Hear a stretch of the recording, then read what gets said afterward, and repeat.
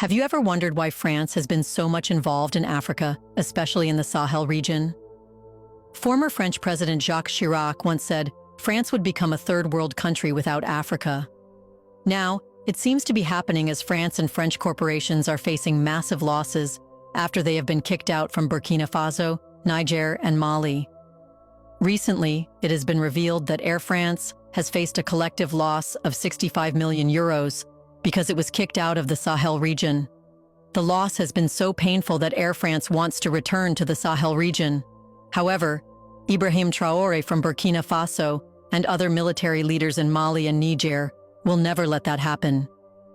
So what desperate actions France is making for an immediate return to Burkina Faso, Mali and Niger, and what losses it is facing? In this video, let's know about that. For decades, France relied on Africa as its economic backbone, extracting wealth while maintaining geopolitical leverage over the continent.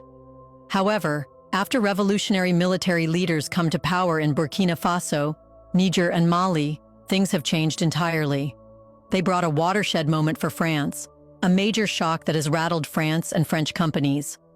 The expulsion of French troops, corporations, and political influence from Mali, Niger, and Burkina Faso has shattered France's economic stranglehold over the region. Nowhere is this decline more visible than in the financial devastation faced by Air France, which has lost over 65 million euros since being forced out of the Sahel. For Air France, the Sahel was more than just another destination. It was a highly profitable monopoly. The airline generated staggering daily revenues, 500 million CFA francs from Mali, 430 million from Niger, and 390 million from Burkina Faso, adding up to over 2 million euros per day. This level of profit was a reflection of just how deeply France depended on the Sahel for economic survival. And we are only talking about one of the hundreds of companies. But with the rise of military-led governments in these nations and their firm rejection of French dominance, Air France was pushed out, cutting off one of its most lucrative revenue streams. The result has been a financial catastrophe, leaving the airline scrambling to regain access to the region.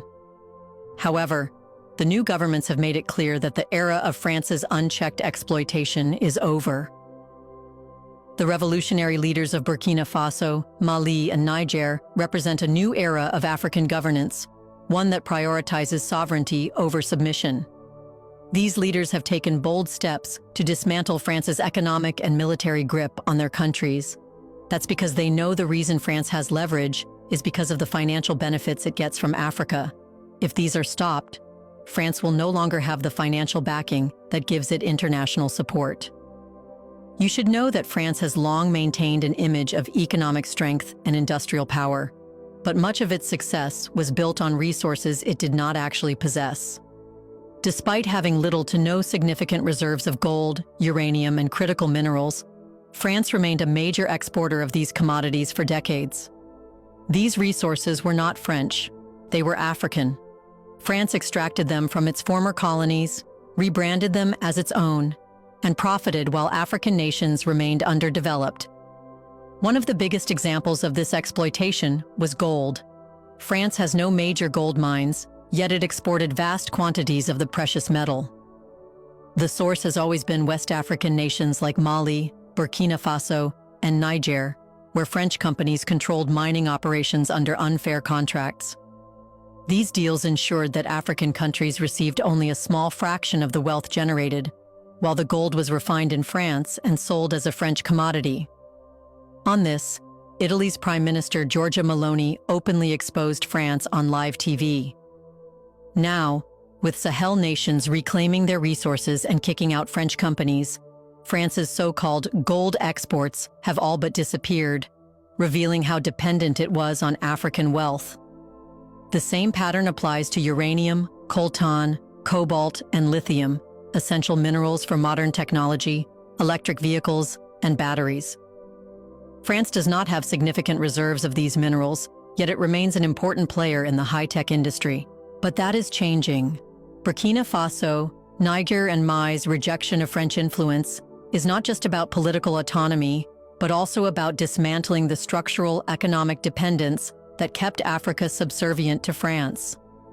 This movement gained momentum through a series of military coups that fundamentally altered the power dynamics in the Sahel. The overthrow of pro-French regimes was not merely about local politics, but an outright rejection of France's neo-colonial dominance. Paris reacted with fury, attempting to impose sanctions, severing diplomatic ties, and seeking to isolate the new governments. Yet these actions only accelerated France's downfall in the region. Instead of bowing to external pressure, the new leadership expelled French troops, shut down French embassies, and nationalized key industries that were once controlled by French corporations. Among the most symbolic and financially devastating blows was the removal of Air France, cutting off a major economic artery for France. For decades, Air France was more than just an airline. It was a strategic economic weapon, ensuring France's continued control over African air travel. The airline dictated flight routes, monopolized key connections, and extracted wealth from the region while reinvesting little into local economies. Air France maintained a near-total monopoly on flights between the Sahel and Europe, keeping fares artificially high while providing subpar services compared to other international carriers. This system funneled enormous sums of money out of Africa and into French corporate coffers, reinforcing France's economic grip on the region. However, when the revolutionary government seized power, they began to question why Air France was allowed to operate so freely while contributing so little to African nations. When the airline abruptly suspended flights in response to political changes, the Sahel nations responded by banning Air France from returning and exploring alternative partnerships. Mali's Foreign Minister Abdoulaye Diop openly criticized the airline's arrogance and exploitative business practices, exposing how it routinely canceled flights without accountability, stranding African passengers in Europe and elsewhere. He pointed out that such reckless behavior would never be tolerated in the US or other Western nations, yet Air France felt it could do as it pleased in Africa. That era, he stated, is over. If Air France wants to return, it will stand in line like any other company, without privilege, without special treatment. France is no longer in control. Africa is.